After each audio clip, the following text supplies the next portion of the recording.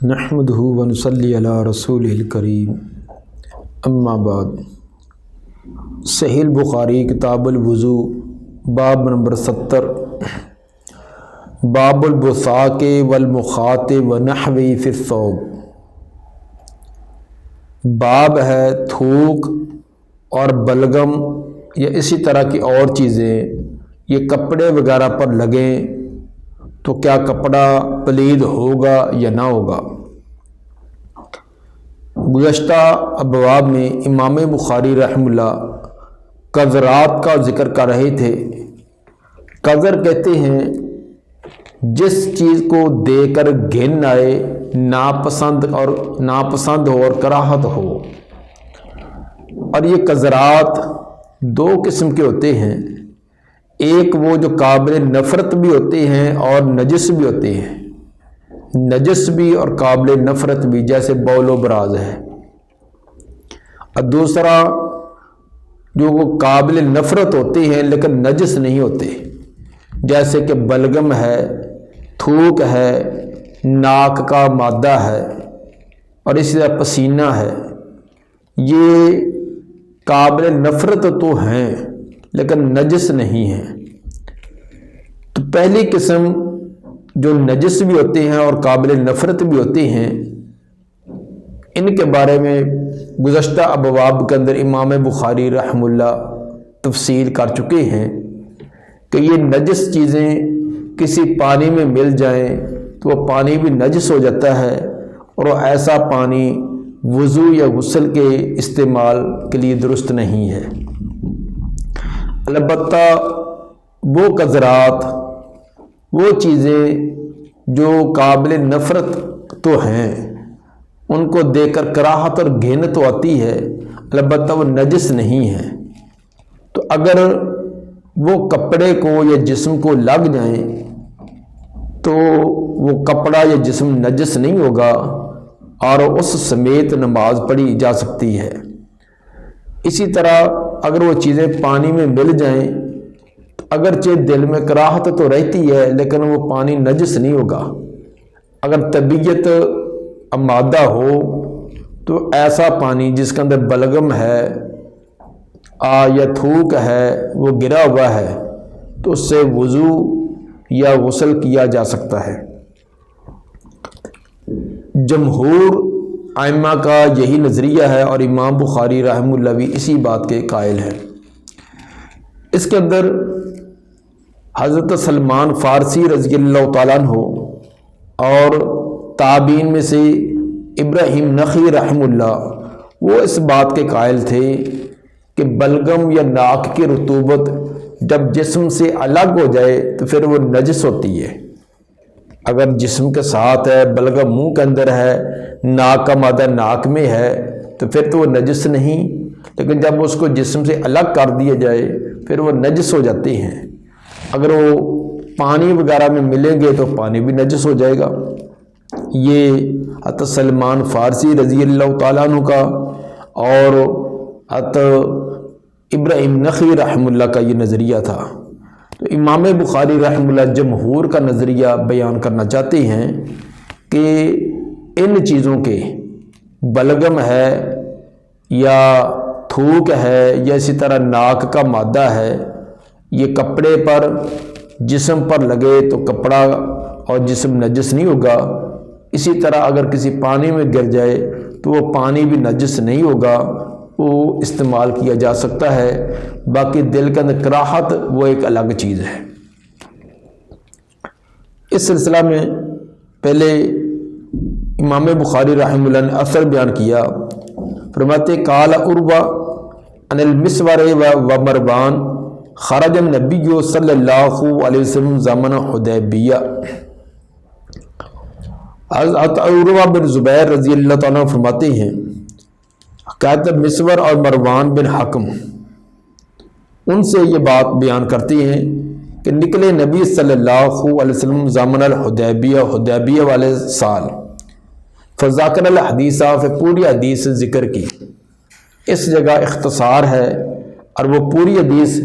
دوسری جگہ حدیث نمبر 2731 میں بھی اور اسی طرح حدیث نمبر 189 کے اندر یہ بیان ہوئی ہے۔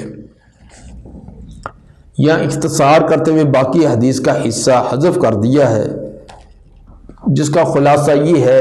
کہ حدیبیہ کے سال جب آپ حدیبیہ کے مقام پر نکلے تو آپ نے جو وضو کیا تو آپ کا جو بھی پانی کا قطرہ گرتا تو صحابہ کرام اس کو ہاتھوں ہاتھ لیتے اور اپنے جسم پر مس لیتے، حتیٰ کہ آپ کا لعاب مبارک اور اسی طرح آپ کا جو تھوک وغیرہ ہے یہ بھی صحابہ کرام زمین پر نہ گرنے دیتے۔ اس لیے وہ اتنا جو مطلوب حصہ تھا وہ بیان کر دیا کہ وَمَا تَنَخَّمَ النَّبِيُّ صلی اللہ علیہ وسلم نخامتاً، نہیں تھوکتے تھے نبی صلی اللہ علیہ وسلم کسی قسم کا تھوک بھی، الا وقعت فی کف رجل منہم، مگر وہ کسی نہ کسی آدمی کے ہتھیلی پر ہی واقع ہوتا۔ صحابہ کرام آپ کے تھوک مبارک کو لینے کے لیے ایسے جلدی جلدی اس کی طرف وہ آمادہ ہوتے اور کوشش کرتے کہ نیچے نہ گرنے دیتے بلکہ کسی نہ کسی کے ہاتھ پر گرتا۔ اس کے بعد وہ کیا کرتے، فَدَالَكَ بِهَا وَجْهَهُ وَجِلْدَهُ، مسل لیتے اس کو اپنے چہرے پر اور اپنے جسم پر، اپنے چہرے اور جسم پر اس کو مسل لیتے۔ ثابت اس سے امام بخاری رحمہ اللہ نے یہ کیا کہ اگر لعاب وغیرہ کے نجس ہو تو پھر نبی کے سامنے صحابہ کرام آپ کا لعاب جسم پر مسل رہی ہیں تو آپ نے منع نہیں کیا۔ باقی اس کو نبی کا خاصہ کہنا، اس کی کوئی دلیل ہونی چاہیے۔ تو جب نبی کا لعاب جو جسم پر ملا گیا ہے آپ نے منع نہیں کیا تو کوئی آدمی اپنا یا کسی دوسرے کا لعاب بھی مسل سکتا ہے۔ البتہ بعد نے یہ فرق کیا ہے کہ اگر کسی کا منہ جو وہ نجس ہے، مثلا اسے شراب پی ہے، کوئی حرام چیز کھائی ہے، تو اب اس کے منہ سے نکلنے والا جو لعاب ہے وہ نجس ہوگا۔ اگر یہ چیز نہیں ہے، منہ اس کا پاک ہے، تو اب منہ سے نکلنے والا بلغم تھوک وغیرہ وہ بھی پاک ہوگی۔ اس اثر پر ایک اعتراض ہے، وہ ہے کہ مروان بن حکم جو ہے حدیبیہ کے موقع پر موجود نہ تھا، تو اس نے یہ واقعہ کیسے بیان کیا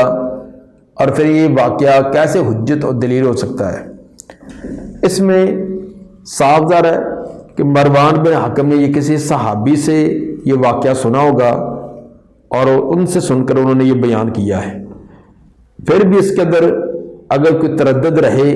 تو اصل کے اندر امام بخاری رحمہ اللہ جو حجت اور دلیل کے طور پر جو بیان کرنا چاہتی ہیں وہ حضرت مسور رضی اللہ تعالیٰ عنہ کا قول ہے، اور مروان بن حکم کا جو قول ہے، اثر ہے، وہ بطور تائید کے بیان کرنا چاہتے ہیں۔ تو اس لیے امام بخاری رحمہ اللہ نے المسور کا تذکرہ پہلے کیا اور مروان کا اس پر عطف ڈال کر بطور تائید کے اس کو بیان کیا، اس لیے یہ اعتراض نہیں کیا جا سکتا، چونکہ پہلے ایک قول موجود ہے، دوسرا کا مزید اس کی تائید کے لیے یہ پیش کیا گیا ہے۔ ویسے یہ جس طرح کہ پہلے بتلا دیا کہ یہ مرفوع روایت یہ متصل سند کے ساتھ یہ امام بخاری دو جگہ، ایک جگہ پیچھے حدیث نمبر 189 میں بیان کر چکے ہیں اور دوسری آئندہ آگے بھی آ رہی ہے حدیث نمبر 2731 میں بھی۔ حدیث نمبر 241، قال حدثنا محمد بن یوسف قال حدثنا سفیان عن حمید عن انس قال بازق النبی صلی اللہ علیہ وسلم فی ثوبہ۔ حضرت انس رضی اللہ تعالیٰ عنہ فرماتے ہیں کہ نبی صلی اللہ علیہ وسلم نے اپنے کپڑے میں تھوکا، اپنے کپڑے کے اندر آپ نے تھوکا۔ تو اس کی جو تفصیلی روایت ایسی ہے کہ آپ نے مسجد کا جو قبلے والی دیوار تھی اس میں کوئی بلغم وغیرہ دیکھی تو آپ نے اس کو ناپسند کیا اور اس سے منع کیا کہ ایسے قبلے کی طرف اور دیواروں پر تھوکا جائے۔ تو آپ نے فرمایا کہ اگر نماز کے دوران کسی کو ضرورت پیش آ جائے تو وہ اپنے بائیں طرف تھوک لے، بائیں طرف اگر کوئی آدمی ہو تو پاؤں کے نیچے، اگر یہ بھی نہیں تو پھر آپ نے فرمایا کہ ایسے کر لے، اپنے کپڑے کی ایک طرف میں تھوک کر آپ نے اس کو مسل دیا۔ یہ تھا وہ تفصیلی روایت جس کے اندر کہ آپ نے کپڑے کی ایک طرف میں تھوکا اور اس کو مسل دیا، تو ثابت ہوا کہ لعاب، منہ کا لعاب، خواہ وہ تھوک کی شکل میں ہے یا بلغم کی شکل میں ہے، وہ نجس نہیں ہے۔ اگر نجس ہوتا تو آپ اس کے زائل کرنے کا طریقہ یہ نہ بتلاتے، اگر بلغم آ ہی گئی ہے، لعاب آ ہی گیا ہے منہ کے اندر، وہ انسان اس کو دیر تک نہیں رکھ سکتا اور نکالنا چاہتا ہے تو نکالنے کا کوئی اور حل نہیں ہے۔ مثلا اگر کچی جگہ ہے تو پھر تو اپنے بائیں پاؤں کے نیچے تھوک کر اوپر پاؤں رکھے، تو یہ بھی صاف جب پاؤں پر رکھے گا تو تھوک تو پاؤں کو لگے گی، تو نماز کی حالت کے اندر پاؤں پلید نہیں ہوگا۔ اسی طرح اگر کپڑے میں تھوک دے گا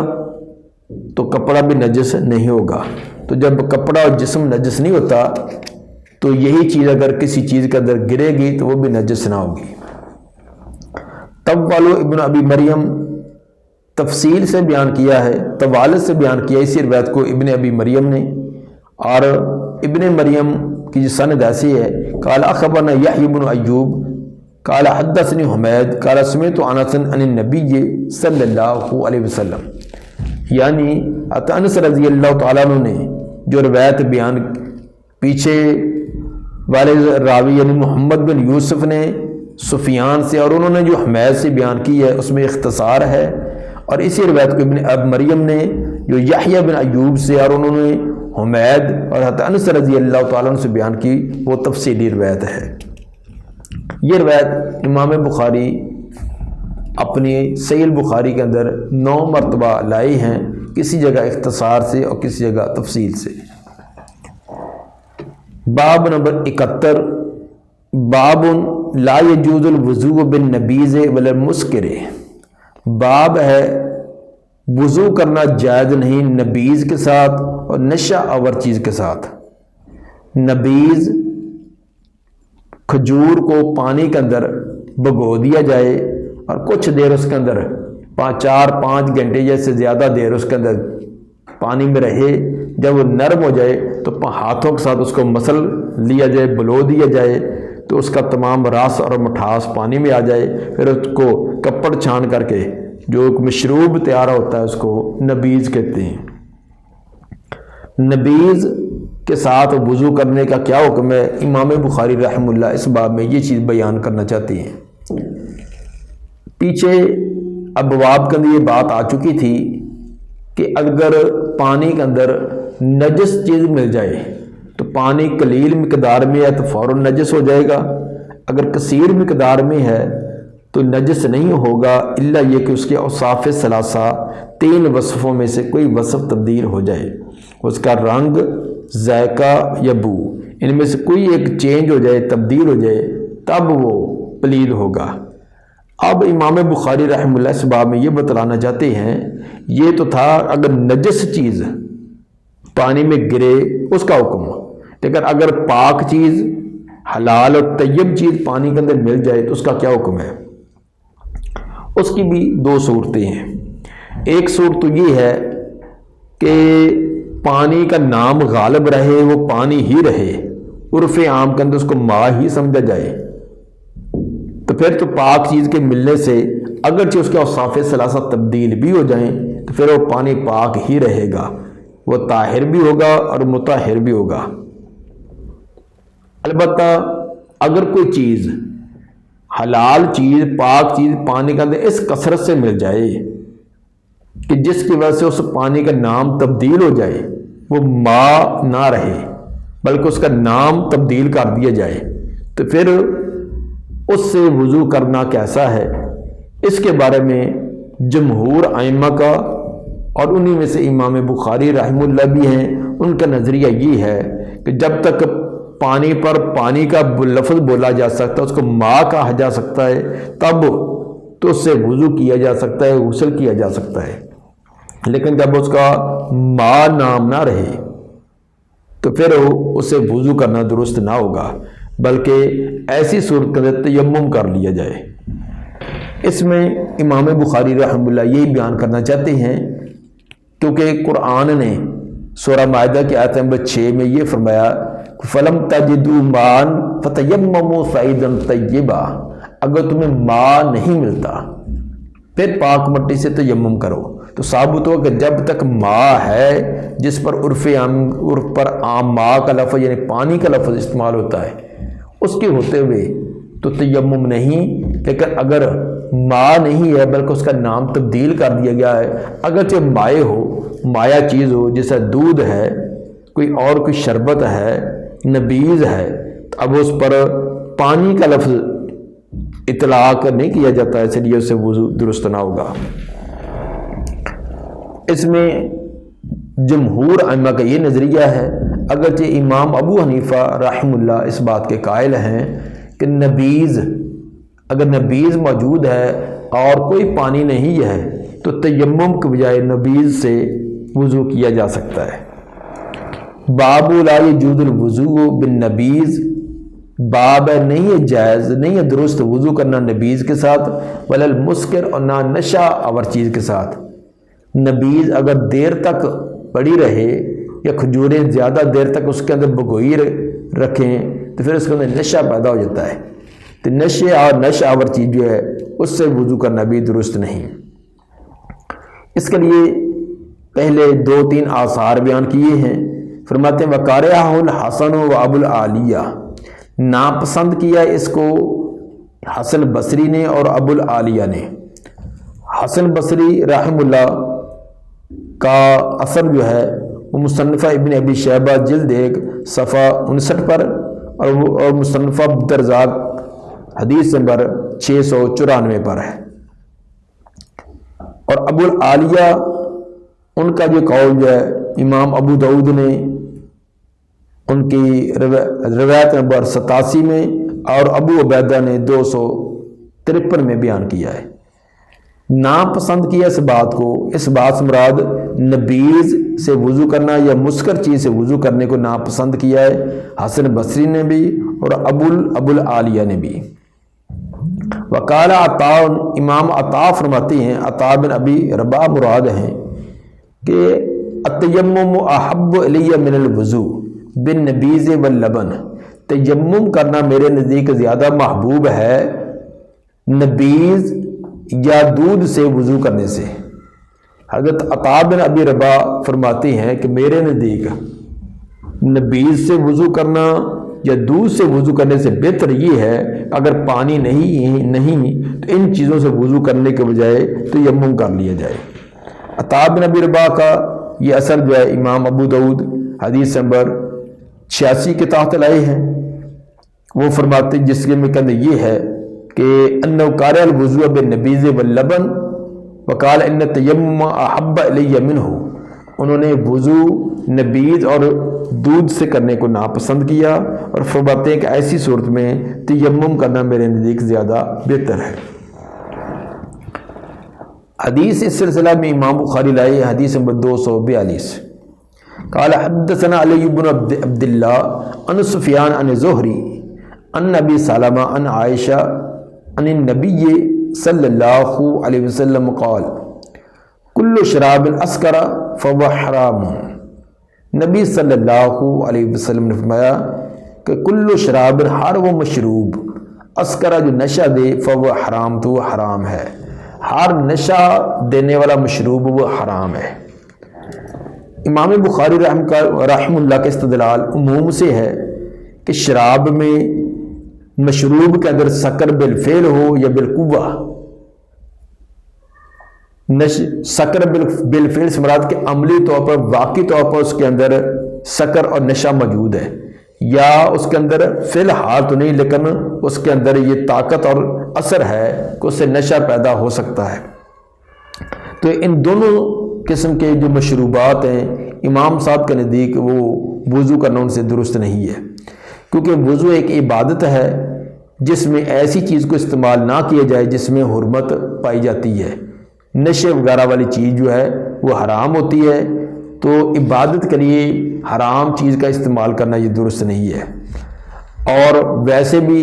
ایسے مشروبات پر جو نبیذ ہے، دودھ ہے، ان پر ماء کا اطلاق نہیں ہوتا، پانی کا اطلاق نہیں ہوتا، جبکہ قرآن نے فرمایا کہ فلم تجدوا ماء فتیمموا صعیدا، ماء نہیں، پانی نہیں، پھر تیمم کرو۔ البتہ جن روایات میں نبیذ سے وضو کرنے کا جواز معلوم ہوتا ہے وہ روایات سند کے اعتبار سے ضعیف ہے۔ بعض روایات میں نبیذ سے وضو کرنے کا جواز بھی ظاہر معلوم ہوتا ہے، لیکن سند کے اعتبار سے وہ تمام روایات ضعیف ہیں، اس لیے وہ قابل حجت اور قابل دلیل نہیں۔ امام بخاری رحمہ اللہ نے جمہور کا نظریہ بیان کرتے ہوئے یہ فرمایا کہ نبیذ سے، دودھ سے، یہ اسی طرح نشہ آور مشروبات، ان سے وضو کرنا درست نہیں۔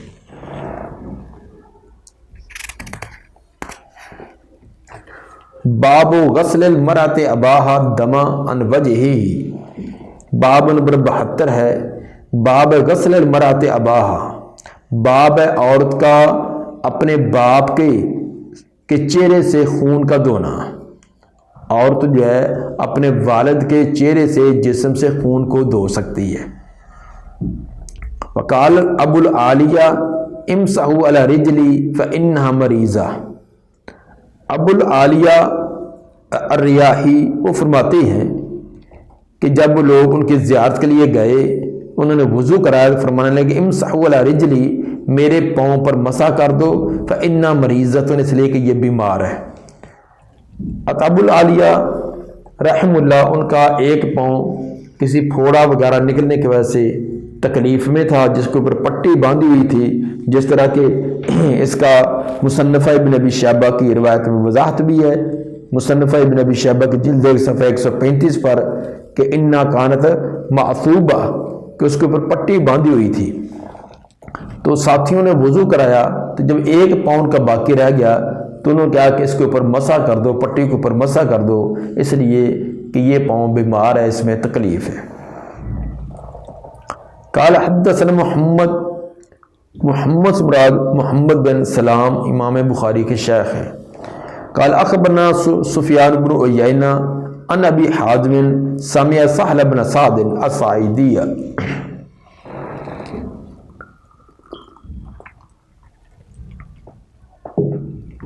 ابو حازم فرماتے ہیں کہ انہوں نے سنا سہل بن سعد الساعدی سے، وسألہ الناس وما بینی وبین احد، سوال کیا تھا ان سے لوگوں نے، اور نہیں تھا میرے درمیان اور ان کے درمیان کوئی ایک، میرے اور ان کے درمیان کوئی اور نہیں تھا، تو لوگوں نے ان سے سوال کیا، اس وقت انہوں نے یہ فرمایا تھا۔ سوال یہ تھا کہ بے ای شہر دوبیا جرح النبی صلی اللہ علیہ وسلم،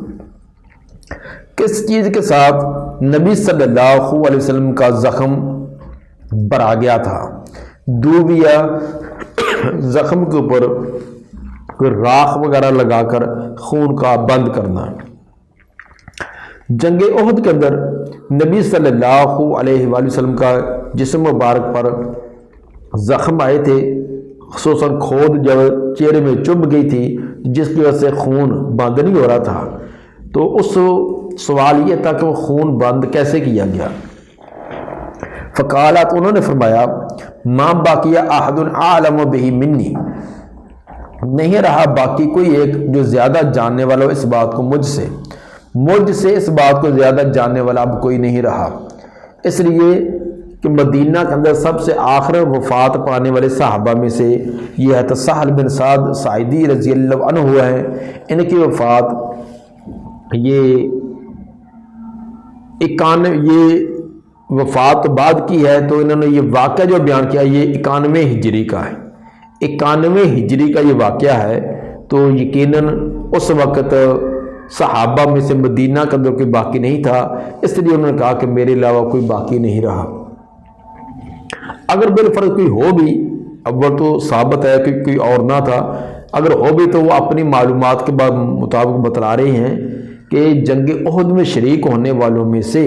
اب اس وقت میرے علاوہ کوئی موجود نہیں، جس کو یہ واقعہ بذات خود اس کے سامنے یہ واقعہ گزرا ہو۔ فرماتے کان علی یجیء بترسہ فیہ ماء،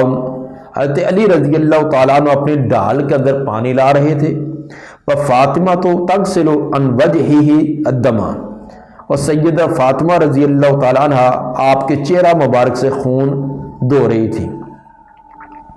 فأخذ حصیر،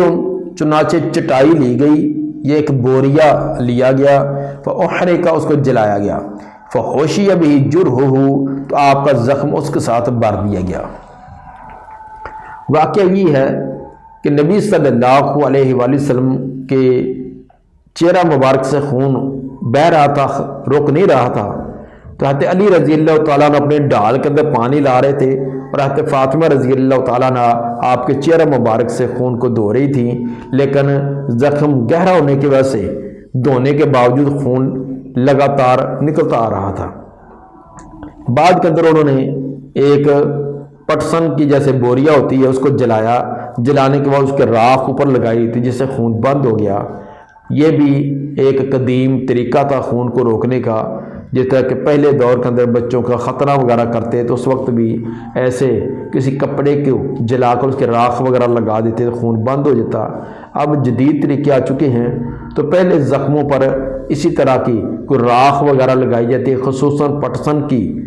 جو بوریا ہوتی ہے اس کو جلا کر، یا پرانا کپڑا ہوتا ہے اس کو جلا کر، کاٹن کا کپڑا، تو اس کی راکھ جو ہے زخم پر لگا دیے تو خون بند ہو جاتا ہے۔ ثابت سے امام بخاری رحمہ اللہ نے یہ کیا